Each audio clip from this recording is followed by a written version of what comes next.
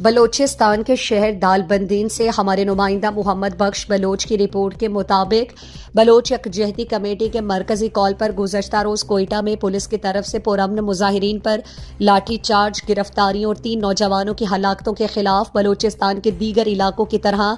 दालबंदीन और तहसील चागी में भी मुकम्मल शटरडाउन हड़ताल रही। हड़ताल के सबब तमाम कारोबारी मराकज़ बंद रहे, जिससे लोगों को काफ़ी दिक्कत का सामना करना पड़ा। याद रहे कि गुज़श्ता रोज़ सरेआब रोड पर बलोच यकजहती कमेटी की तरफ से धरने के शुरका जमा थे कि पुलिस और मुजाहिरीन के दरमियान झड़प हुई, जिसके नतीजे में 3 नौजवानों की हलाकतों के अलावा मुतादिद अफराद जख्मी और मुतादिद को गिरफ्तार कर लिया। जबकि BYC के मुताबिक मरकजी ऑर्गेनाइजर डॉक्टर महरंग बलोच समेत दीगर साथियों को पुलिस ने भी गिरफ्तार करके उन्हें नामालूम जगह मुंतकिल कर दिया, जिसकी वजह से आज पूरे बलोचिस्तान में शटरडाउन और पहिया जाम हड़ताल की कॉल दी गई है।